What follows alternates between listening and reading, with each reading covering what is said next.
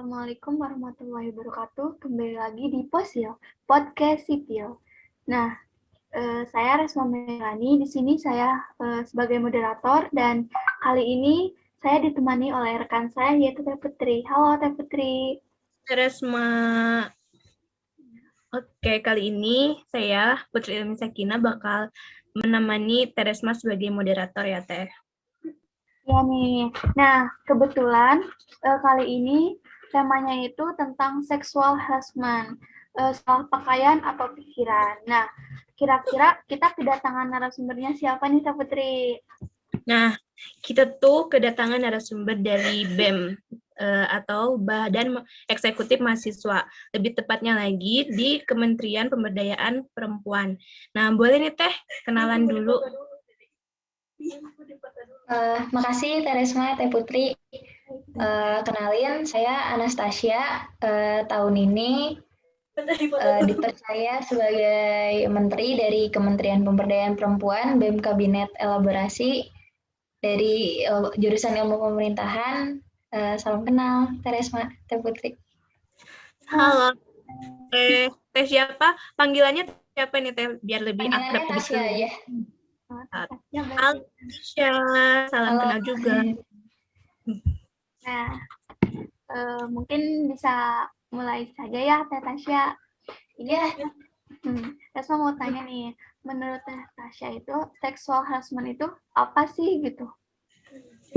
Sexual harassment itu kalau misalnya kita terjemahin ke bahasa Indonesia itu bisa pelecehan seksual ya, atau kalau misalnya konteksnya general atau lebih luas itu hal-hal yang mengacu kepada pelecehan seksual atau kekerasan seksual. Atau bisa dibilang kayak perlakuan yang emang tidak diinginkan gitu ya, Teh? Ya, mungkin lebih ke kayak tindakan seksual yang nggak dari konsen dua orang. Jadi cuma satu orang doang yang punya konsen, tapi si pihak satunya ini sebenarnya nggak ada konsen untuk adanya kegiatan menjurus ke seksual ini gitu.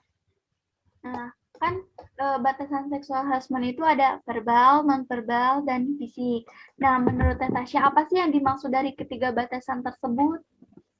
Iya nih, Teh, bisa dijelasin. Verbal, sesuai namanya ya, verbal, non-verbal, sama fisik.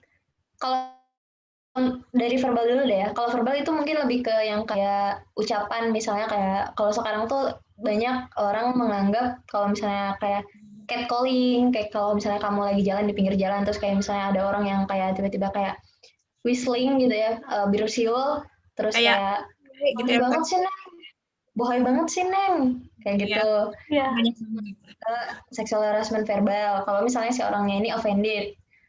Kalau misalnya non verbal itu bisa kayak sekarang banyak banget ya cewek-cewek random aja gitu dikirim tiba-tiba di DM Twitter, di DM Instagram foto si kelamin cowok yang misalnya dia emang nggak kenal.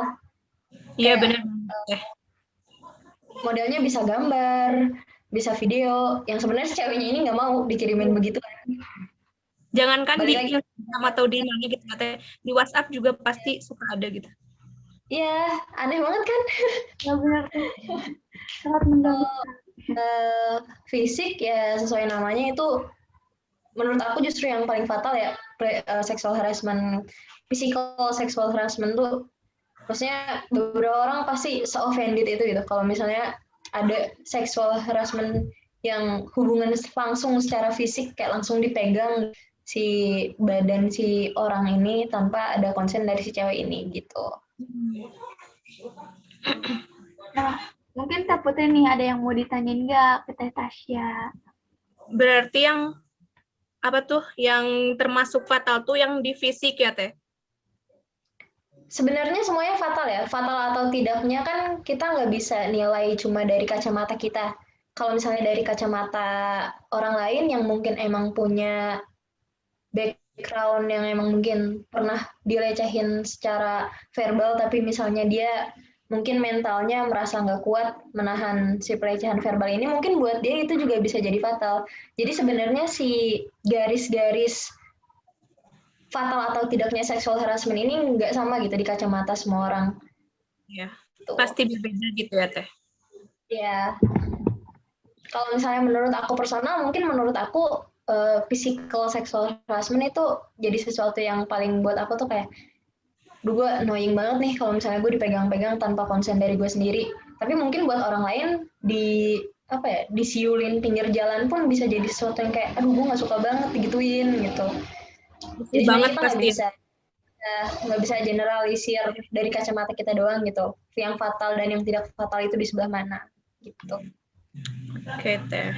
Kayak direnggut harga diri gitu ya Teh. Kalau Iya. Beberapa orang kan garis-garis batasan mereka untuk mereka merasa harga dirinya direnggut kan bisa berbeda-beda ya, bisa tergantung masa lalunya mereka atau background pengalaman yang pernah mereka alamin gitu. Ya, kayak yang pernah Putri alami nih Teh. Gimana Kayak tuh? seksual ini fisik itu tiba-tiba ada yang megang dari belakang, megang pantat kayak gitu kan, itu tuh kayak harga diri aku gitu loh, sampai kayak gitu langsung nangis di tempat kan. Kita mau ngebuat apapun bingung, mau ngelapor pun bukti kurang gitu kan, apalagi di jalan belum tentu CCTV ada gitu yang ngerekam kan. Iya, benar. Apalagi sekarang tuh kalau misalnya kayak ada orang random kayak gitu ya, kayak tiba-tiba naik motor, kita lagi jalan kaki terus kayak nepok pantat dari belakang, kan mau marah juga. Kadang tuh orang tuh nggak percaya gitu kalau misalnya banyak penyintas korban kekerasan seksual tuh yang ngomong suka disalahin gitu, kayak kok lo nggak langsung lapor aja sih, kok lo nggak langsung teriak sih gitu. Padahal ada secara psychological penjelasan yang emang kalau misalnya kamu ngerasa shock itu ya udah gitu, kamu cuma bisa nge-freeze doang. Iya, pasti terdiam kan. Iya, masih banyak yang belum percaya kayak gitu. Kayak mereka masih sering nyalahin si korban ini gitu. Padahal kan baju kita tuh udah emang itu tuh menutupi gitu buat kita, tapi ya mikirnya gimana gitu kan ya Teh. Betul. Ada lagi nih Teh ya, kan sekarang ini stigma masyarakat tuh terkait pelecehan seksual seringkali menyalahkan si korbannya yang tadi Teteh bilang kan. Iya. Nah ya, pakaian korban yang digunakan itu selalu disoroti oleh masyarakat, kayak kamu kali pakaiannya tuh nggak nutupin, kamu kali itunya kelihatan, jadi aja kayak gitu kan. Terus bagaimana gitu ya Teh, kayak seharusnya gitu kita sebagai manusia yang berperi kemanusiaan untuk mengubah stigma tersebut ya, stigma tersebut gitu Teh. Sebenarnya cara satu-satunya yang bisa kita lakuin ya edukasi orang-orang. Maksudnya kayak misalnya gue tuh ngelihat fenomena catcalling nih ya. Iya. Fenomena catcalling ini sebenarnya ada hampir di semua jenis mamalia, entah itu burung atau kucing. Burung atau kucing juga punya suara-suara yang buat mereka itu mating call atau panggilan kawin. Sebenarnya kan si mating call ini ujung-ujungnya itu untuk panggilan kawin seorang ini kan, cuma gak semua orang yang ada di layer setiap masyarakat itu punya pemikiran yang cukup kompleks buat nyaring si mating call ini. Sebenarnya kalau misalnya kayak gue ketemu orang nih yang mungkin si pemikirannya ini dia udah teredukasi, udah bisa berpikir secara kompleks dan lain-lain, mungkin kalau misalnya dia demen sama gue, mating call dia bakal kayak, lu baca Sapiens gak? Atau misalnya, lu baca Satre nggak sih? Lu kuliah di sini ya? Itu juga sebenarnya mating call, cuma karena dia udah teredukasi dan punya kayak pemikiran yang udah bisa kompleks untuk menyaring si mating call ini buat lebih bermoral, ya akhirnya dia melakukan itu. Tapi kalau misalnya kayak kita ngelihat orang-orang di layer masyarakat yang belum teredukasi soal ini, yang keluar di pikiran dia dalam kayak dia cuma pengen express kalau misalnya gue atraktif nih. Terus mating call yang kepikiran di pikiran dia cuma bersiul. Ya apalagi gitu kan. Nah, tapi kan gue nggak bisa kayak, gue misalnya disiulin di pinggir jalan, terus misalnya gue nggak suka, gue offended, terus gue cuma kayak teriak, apaan sih, lu tuh nggak sopan tau nggak kayak gitu, nggak boleh kayak gitu. Orang ini nggak akan kayak, hah apaan sih. Terus misalnya kayak gue ngeliat orang-orang di internet nih ya, misalnya mereka offended itu mereka malah kayak, makanya lu educate yourself dong, edukasi dong. Lah dia aja nggak bisa mengedukasi, tanda dia kayak gitu aja artinya kan dia nggak bisa mengedukasi diri dia. Apalagi kalau misalnya lu minta si orang-orang ini nyamain pemikiran lu yang udah kompleks, yang udah pintar, yang udah ngerti moral gitu ya. Iya. Bisa, maksudnya gimana caranya dia bisa seperti itu? Maksudnya dia melakukan hal itu aja udah menunjukkan kalau dia nggak teredukasi. Jadi cara untuk merubah stigma masyarakat ini ya mengedukasi orang-orang ini. Maksudnya semua layer yang ada di masyarakat itu harus paham kalau misalnya ada hal-hal yang menurut macam-macam perempuan yang mungkin sekarang udah banyak, itu emang bikin mereka offended, apalagi soal pakaian ya. Iya, Teh, pakaian. Kan judul podcastnya itu sexual harassment salah pakaian atau salah pikiran ya? Iya, Teh. benar. Nggak pernah itu menjadi salah pakaian. kayak yang tadi aku bilang, maksudnya kalau misalnya semua orang di berbagai layer masyarakat ini udah teredukasi buat paham kalau misalnya apapun baju yang perempuan pakai ini, kalau misalnya lu udah cukup teredukasi buat ngefilter mating call lu, ya lu harusnya nggak berbuat kayak gitu. Iya, ya. Maksudnya kayak gitu ya, Teh. Ya, mungkin pasti bakal ada mereka ngerasa, ih buset cakep banget nih orang, badannya oke banget. Tapi kan ada pilihan untuk mengucapkan itu secara bermoral atau enggak, ya kan? Iya. Maksudnya ada pilihan untuk memerkosa atau enggak. Lu bisa milih kan seharusnya. Iya, benar. Kalau misalnya udah cukup teredukasi, harusnya mereka nggak memilih untuk melakukan tindakan yang seharusnya berlawanan dengan moral yang bisa membuat mereka dihukum karena itu kan. Jadi ya jalan satu-satunya ya mengedukasi orang-orang ini gitu. Maksudnya mungkin nggak bakal sebentar ya. Maksudnya hasilnya nggak akan short term solution gitu. Tapi emang nggak ada hal lain yang bisa dilakuin selain itu. Kita nggak bisa ngontrol pikiran semua orang, tapi kita bisa ngasih sesuatu yang si orang ini bisa ngontrol pikiran mereka gitu. Jadi caranya itu mengedukasi orang-orang yang belum paham gitu ya, Teh. Belum paham akan kalau gitu. Sebenarnya buat para wanita tuh nggak sopan gitu ya, Teh. Bukan salah pakaian, tapi pola pikir dianya yang harus diubah. Betul. Betul. Gimana nih? Kan tadi menyinggung tentang edukasi nih. Nah, mengenai edukasi terkait pelecehan seksual, bagaimana cara mengefektifkan edukasi terkait pelecehan seksual dapat dilakukan di lingkungan Unicom nih, Teh, di lingkungan kampus. Aduh, sorry ya, kucing. Kalau misalnya bicara edukasi sih sebenarnya aku sama teman-teman Kementerian PPLN itu udah lumayan concern ya, udah concern banget sebenarnya soal perihal ini. Kayak Desember kemarin itu kita bikin acara diskusi dan pameran baju tentang kekerasan seksual, yang dimana target audiens kita itu orang-orang umum. Kenapa orang-orang umum? Semakin luas si target audiens kita, semakin ada kemungkinan orang-orang yang bisa kita edukasi dan belum mengerti soal ini gitu. Kalau misalnya di kampus ya, mungkin harus ada pergerakan-pergerakan persuasif gitu. Kita nggak bisa cuma marah doang sama orang, kayak misalnya lagi di kelas nih ya, terus kayak ada cowok misalnya ngomong ke gue kayak, ih badan lu oke juga ya ternyata, atau ih lu seksi banget sih pakai baju kayak gitu, terus gue cuma kayak apaan sih lu nggak boleh kayak gitu, yang kayak tadi aku bilang, dia nggak akan paham lah kenapa gue nggak boleh kayak gitu ya. Maksudnya kita harus kasih tahu secara persuasif, lu tuh nggak boleh kayak gitu, maksudnya ada orang-orang yang offended karena ini dan segala macam.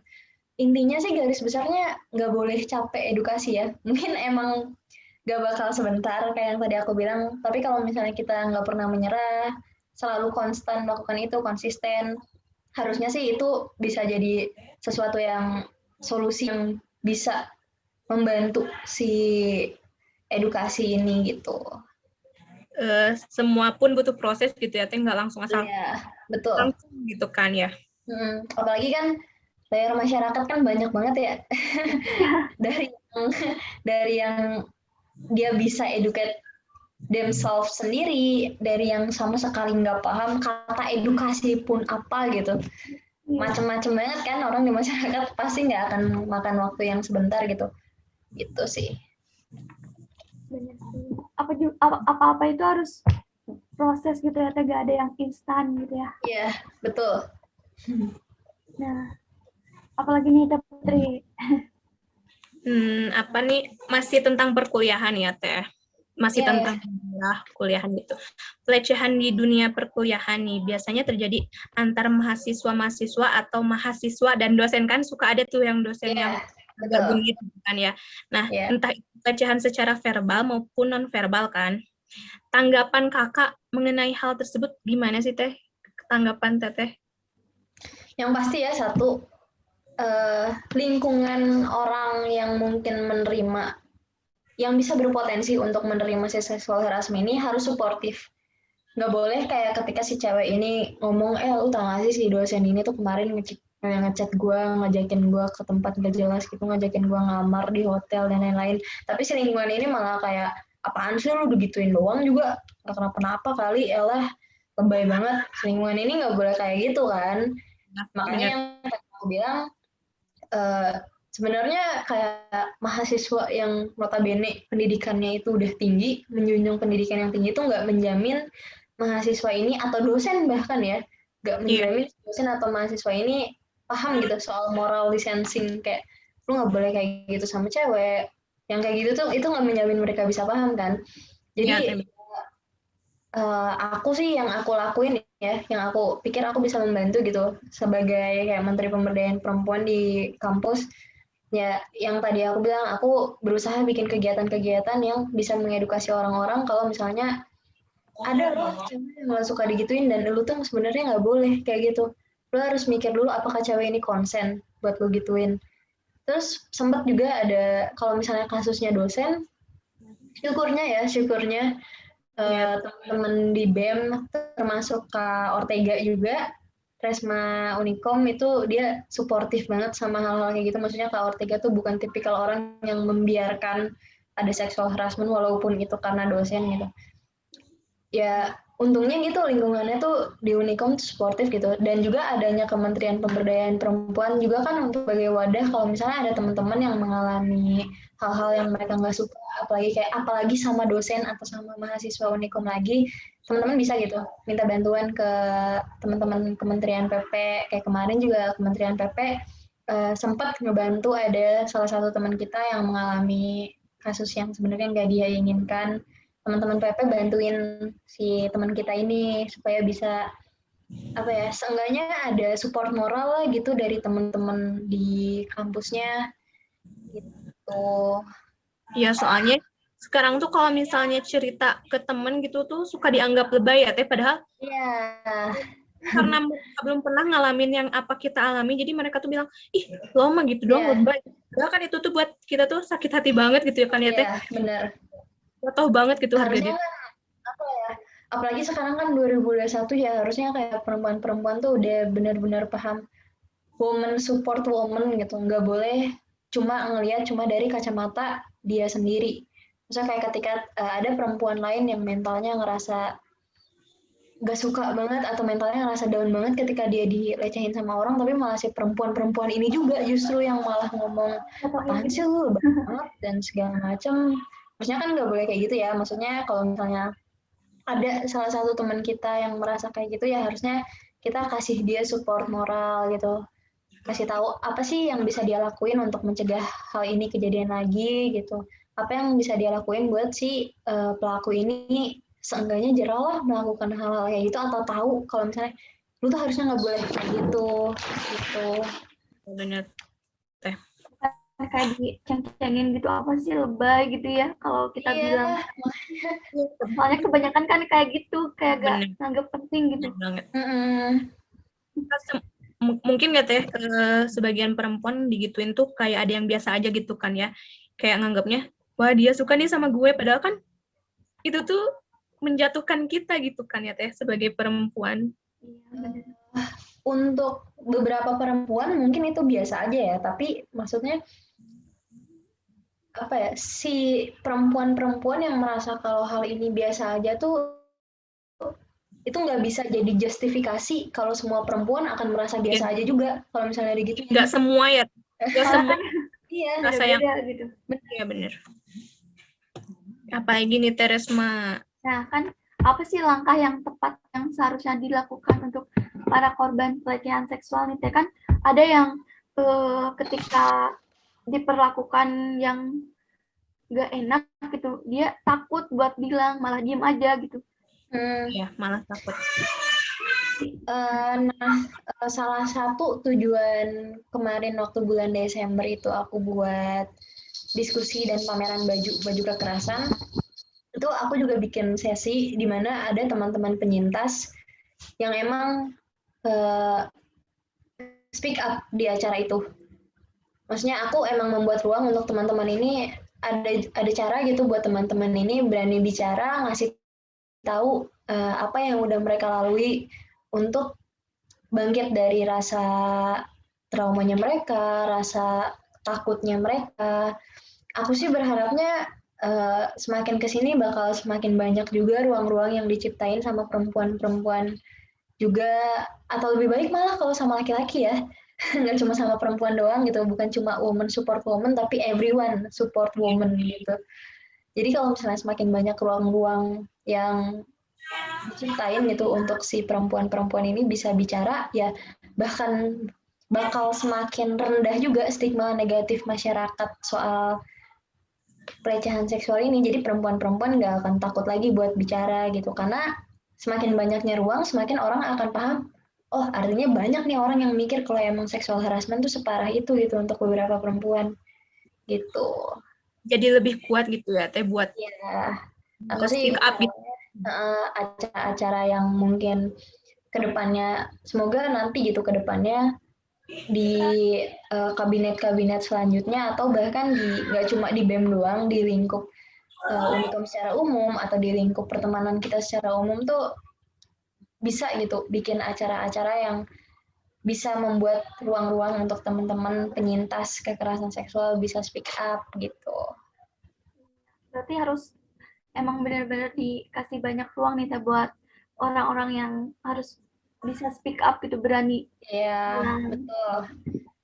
Karena menyedihkannya tuh kalau misalnya teman-teman mau tahu, acara pameran yang aku bikin bulan Desember kemarin itu tuh aku tanggal 6 Desember 2020 kemarin itu aku sekaligus merayakan 16 hari anti kekerasan terhadap perempuan. Nah, hari aku membuat diskusi dan pameran baju itu spesifiknya adalah hari tidak ada toleransi bagi kekerasan terhadap perempuan, dan ternyata menurut data pun termasuk baju yang aku pamerin banyak banget bajunya tuh bukan baju-baju yang menurut orang-orang tuh seksi, yang menurut orang-orang tuh terbuka, bahkan baju sekolah, baju kayak semacam setelan seragam untuk masak gitu, kayak baju chef juga ada, baju celana panjang, baju panjang, bukan baju-baju yang kayak gitu.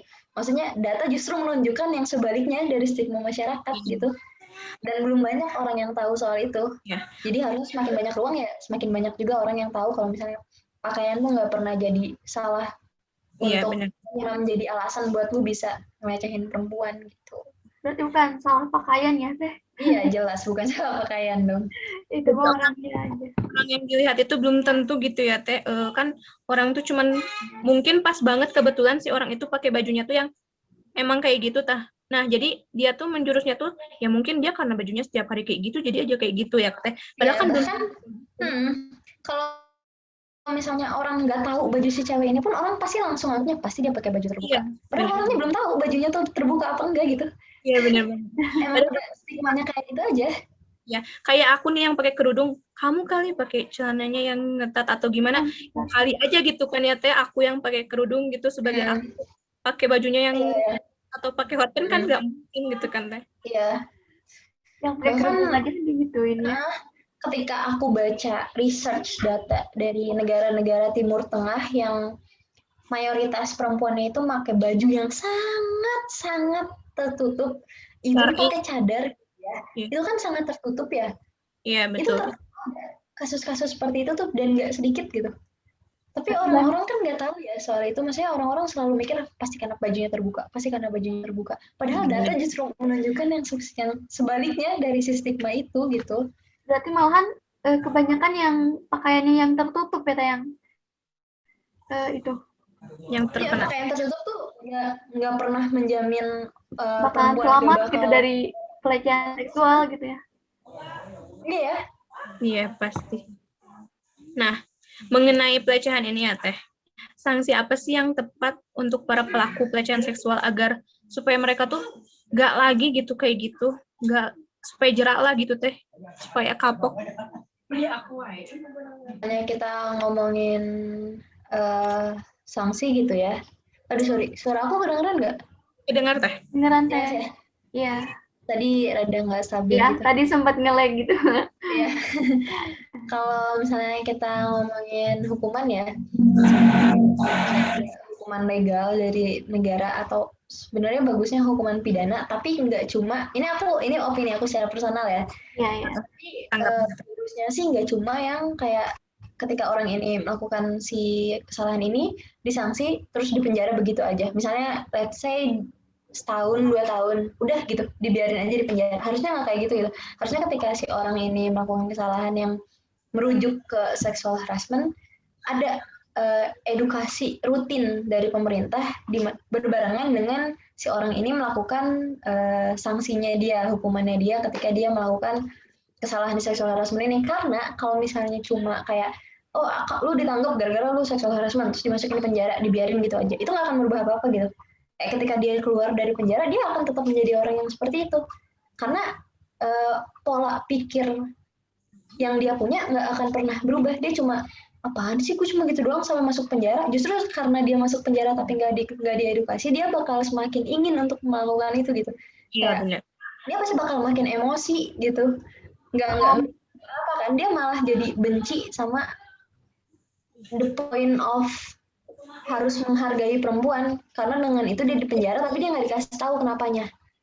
Jadi harusnya berbarengan dia menjalankan misalnya si hukuman pidana ini atau let's say entah denda entah pidana, tetap harus ada yang justru yang paling penting itu poin edukasi buat si orang ini, edukasi rutin buat si orang ini gitu.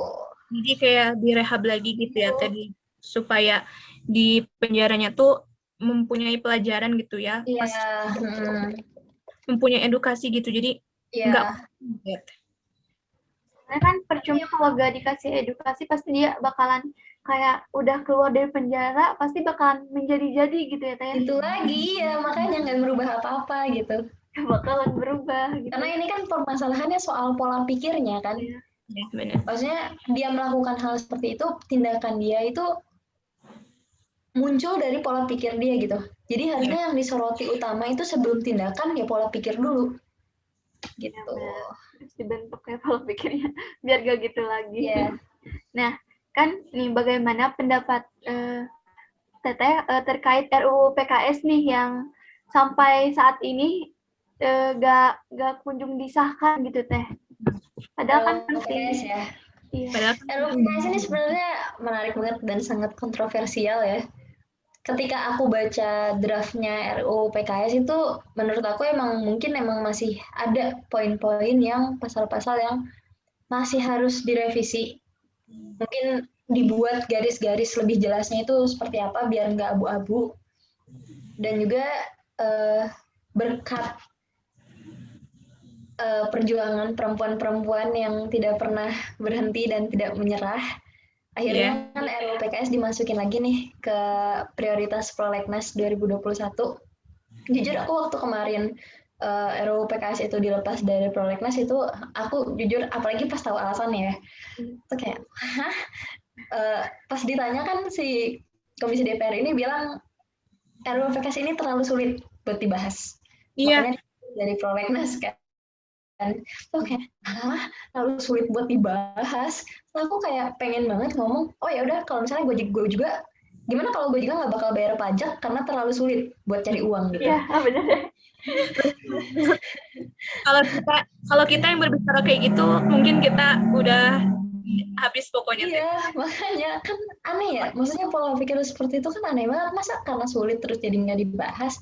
Itu kan hak untuk punya rasa aman kan salah satu yang harus dipenuhi nih sama negara. Kayak ketika kita menjadi warga negara, kita bayar pajak, ya rasa aman ini menjadi sesuatu yang wajib dijalani oleh negara. Terus si kewajiban negara ini mereka abaikan gara-gara sulit buat dibahas kan. Kok gitu ya? Tapi kan untungnya karena udah banyak gitu, syukurnya udah banyak rakyat-rakyat teman-teman di masyarakat yang paham kalau misalnya RUU PKS itu harapan besar banget buat perempuan-perempuan bisa ngerasa aman gitu. apalagi di Indonesia yang banyak gitu layar masyarakatnya belum teredukasi. RUU PKS tuh salah satu jembatan kerasa aman itu. Untungnya seperti itu gitu. Untungnya teman-teman udah banyak yang paham. Akhirnya RUU PKS dimasukin lagi ke prioritas prolegnas. Walaupun mungkin secara personal aku mikir ada beberapa poin yang memang harus direvisi, kayak misalnya di RUU PKS kasih tahu bahwa ngedipkan mata itu dianggap sexual harassment. Mungkin hal-hal seperti itu harus dispesifikkan lagi ya, maksudnya garis-garis lebih jelasnya. Karena mungkin ada beberapa orang yang gimana kalau misalnya dia let's say mungkin cacingan gitu, mungkin emang selalu kedip mata gitu kan. Karena ada penyakit gitu. Perempuan ini lagi ngeliat cowok ini, terus cowok ini cowok yang cacingan gitu kayak gini-gini terus cewek ini ngerasa offended. Terus cowok ini di penjara kan, kalau kayak gitu ya. Jadi salah sangka itu mah teh. Putus-putus. Ya. Halo Teh. Teh. Halo. Teh Tasya. Halo. Iya. Putus. Udah jelas belum? Tadi sempat nge-lag. Udah jelas belum? Sekarang udah jelas. Udah jelas, tadi sempat nge-lag. Tadi udah jelas ya. Tadi nge-lagnya di bagian mana? Di yang itu mata yang kedip mata. Padahal dia gak bermaksud itu. Kedip-kedip gitu. Iya, maksudnya kan kalau misalnya kasusnya kayak nggak ada lagi. Aduh, mungkin lagi gak bersahabat nih Teh Putri itunya. Iya, paling Teh. Halo Teh.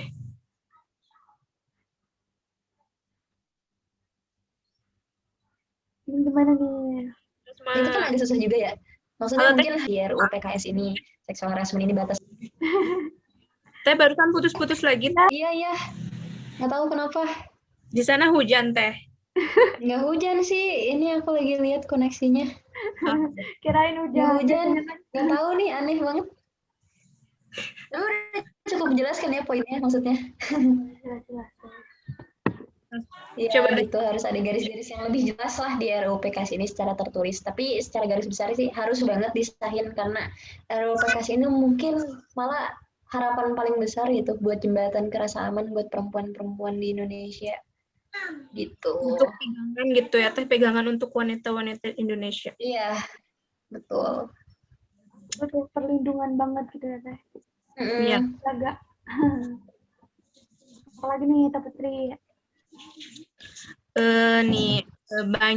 Banyak sebagian wanita yang mengalami sexual harassment ya kan. Itu bungkam gitu ya Teh, bungkam gitu. Jadi kayak takut nih aku untuk membicarakannya karena buktinya yang kurang atau gimana gitu kan. Nah, karena takut atau malu itu kan suka ada ya Teh, kayak gimana gitu nih aku bicarakan atau tidak gitu. Nah, Teteh sendiri gimana sih cara mengatasinya gitu supaya kita tuh apa ya? Nggak takut gitu, nggak bungkam lagi untuk bicaranya, langsung bisa lapor gitu atau dibiarin aja atau gimana gitu Teh. Yang jelas nggak boleh dibiarin aja ya.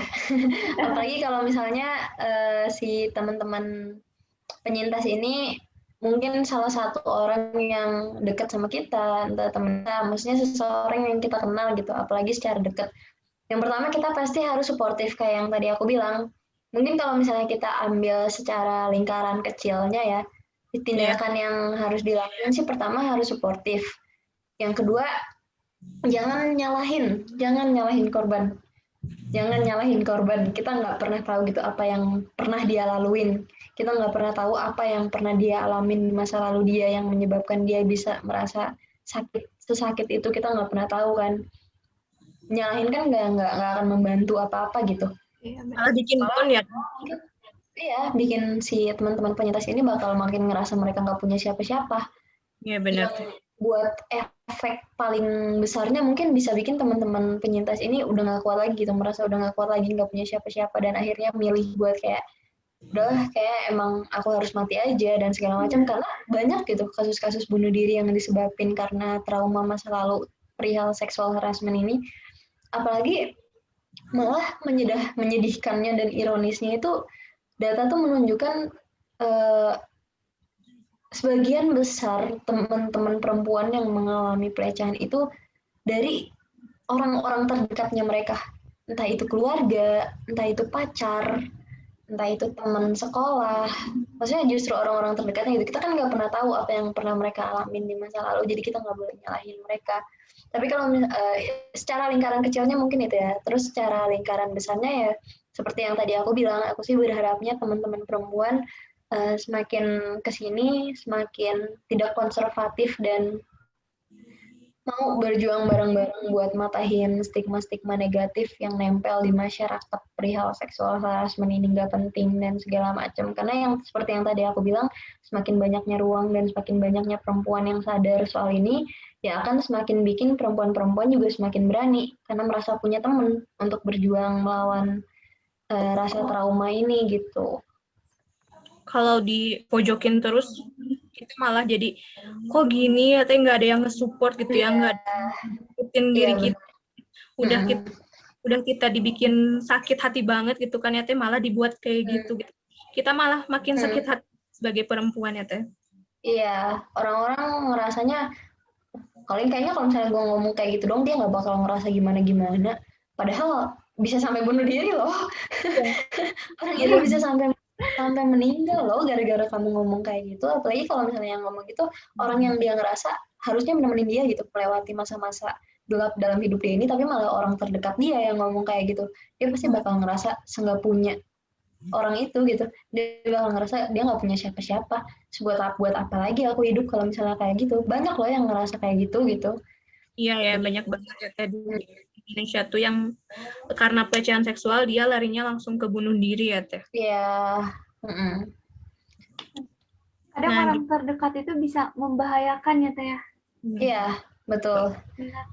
Malahan yang suka support tuh yang orang yang bukan terdekat gitu ya Teh. Kalau yang orang terdekat, ih ngapain sih kayak gini doang, kamu nangis atau kayak gimana. Padahal kan itu yang lebih tahu gitu kan ya. Iya, justru syukurnya sih sekarang aku kalau kayak ngelihat di internet campaign gitu ya, entah di Instagram, entah di Twitter, orang-orang ini nggak kenal sebenarnya si teman-teman ini siapa, tapi mereka benar-benar kayak sepenuh hati gitu buat kayak support orang-orang ini.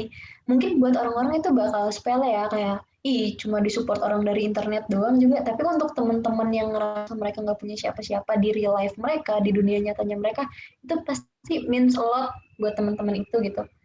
Jadi maksudnya tindakan sekecil apapun, tindakan baik sekecil apapun yang bisa kita lakuin di internet itu bisa membantu orang gitu. Iya benar. Bisa bantu support gitu ya. Iya. Nah, pernah gak sih Teh sendiri gitu ngalamin pelecehan seksual gitu yang bikin Teh trauma gitu?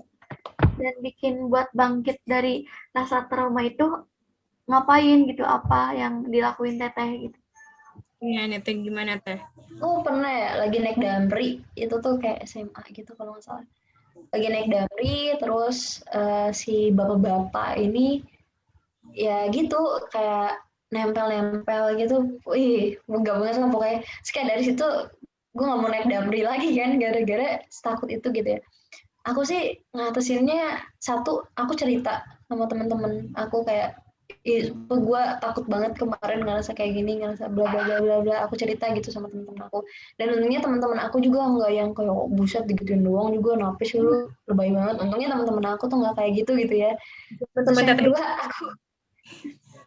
aku gak mau naik damri lagi karena aku takut banget kan.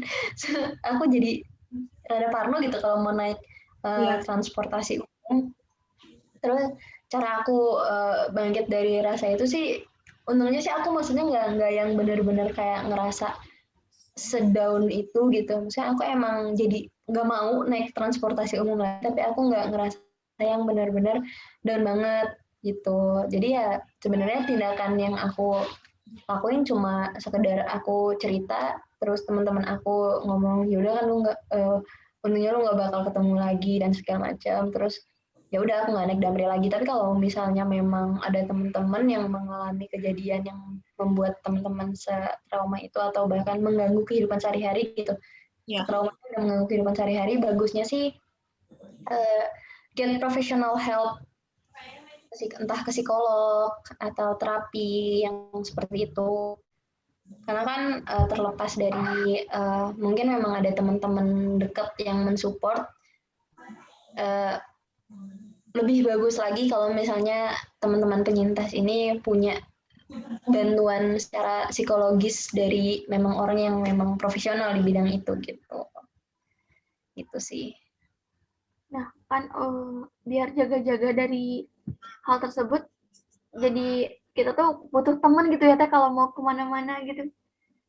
Iya, yang sedih kan itu ya. Jadi takut Kayak masa sih aku nggak bisa umur segini masih harus ngerasa takut gitu jalan-jalan sendirian gitu kan. Harusnya kan enggak ya. Iya. Gitu, tapi gara-gara orang-orang ini jadi kayak harus selalu ada temen yang dampingin, jadi takut jalan di malam hari yang kayak gitu-gitu kan. Demi keamanan gitu ya Teh. Kayak aku buat olahraga lari sendiri nggak berani lagi gitu. Ya beneran. Sekarang ngapain harus ada teman gitu ya. Aku sampai bikin cairan yang emang aku pakai buat nyemprot kayak orang kalau misalnya tiba-tiba gitu ya aku di jalan kayak ngalamin keadaan aku nggak mau, aku punya pepper spray gitu kayak sedih banget gitu sebenarnya aku harus punya. Iya benar. Memang harus punya ya yang kayak gitu. Iya. Jadiin senjata gitu ya Teh biar jaga-jaga takut ada orang yang dekat langsung gimana langsung semprot aja gitu ya Teh. Anggap aja itu nyamuk gitu. Nggak bisa itu nyamuk. Soalnya kan benar-benar nggak terduga banget ya munculnya orang-orang kayak gitu tuh bisa di mana aja. Nggak cuma di tempat sepi doang. Nah, jadi sih aku nyaranin ke teman-teman gitu ya, mungkin Teresma, Teh Putri atau teman-teman yang nanti bakal denger podcast ini, usahain selalu bawa senjata darurat kayak modelan pepper spray gitu.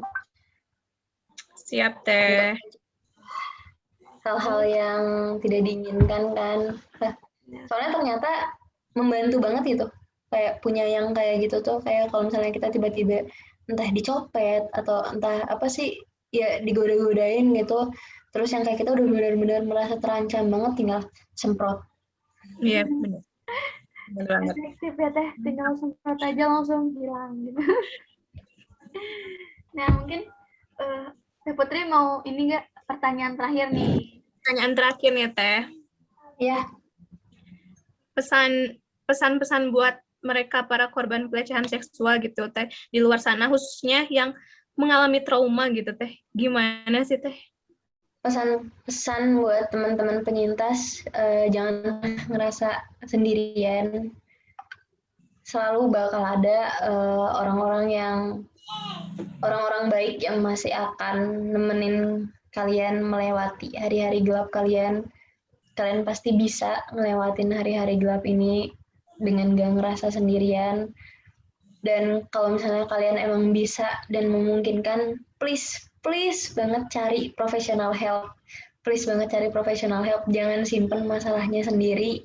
Jangan cuma mendem masalahnya sendiri, apalagi sampai bertahun-tahun yang bikin kalian ngerasa gak bisa jalanin hidup seperti orang normal gitu karena trauma ini. Please banget cari professional help. Itu sih pesan utamanya.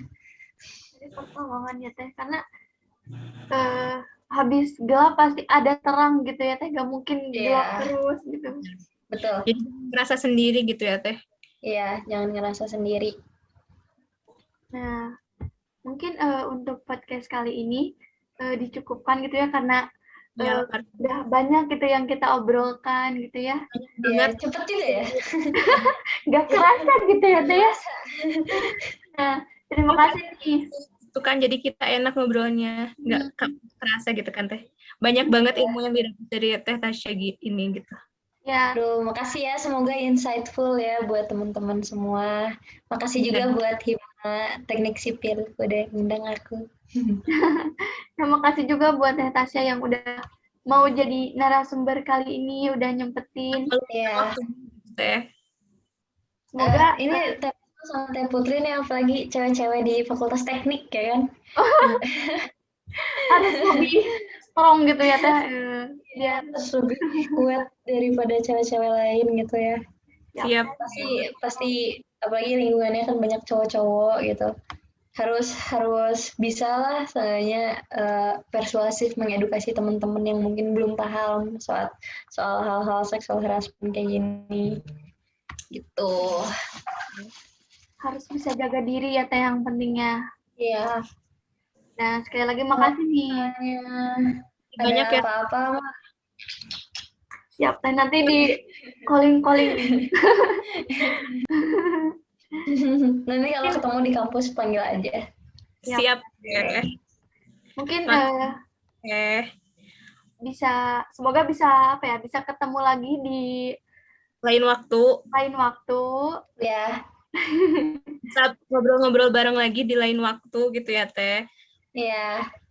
Bisa bahas tentang yang lain lagi. Nah, sama ya, makasih juga. ya oke. Dikarenakan waktu ya Teh dan pertanyaan sudah habis, maka kita cukupkan hari ini ya Teh.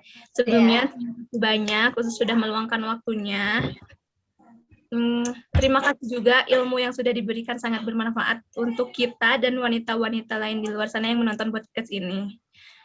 Oke, makasih juga ya Himasi. Semoga bisa ketemu lagi ya tadi lain waktu ya. Iya, jangan kapok ya ngundang aku. Tete juga Semoga jangan kapok.